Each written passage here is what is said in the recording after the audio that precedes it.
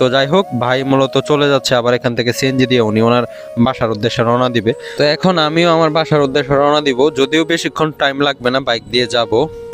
তো দেখতে পারতেছেন আপনারা পরের দিন সকালে, এই হচ্ছে আজকে আমার এখানে একদিন বয়সের বাচ্চাগুলা আমার এখানে একদিন ব্রোডিং করা হয়ে গেছে। এগুলো হচ্ছে আজকে টাঙ্গাইলের মধুপুরে পাঠাবো এক ভাইয়ের কাছে।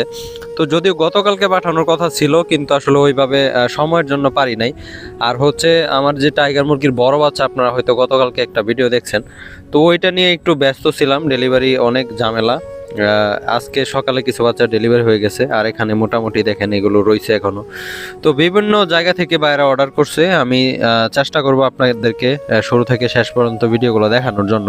তো আমার বয়সটা হয়তো একটু অন্যরকম লাগতে পারে, আসলে জ্বর ঠান্ডা এটার ভিতর দিয়ে যাচ্ছে সময়, যেহেতু আবহাওয়া পরিবর্তন এগুলো একটু হবে, এটাই স্বাভাবিক। তো বাচ্চা যদি আপনি প্রপার হিট করতে পারেন, দেখেন একদিন বয়সের বাচ্চা কতটা চঞ্চল হয়ে গেছে। আর অনেকের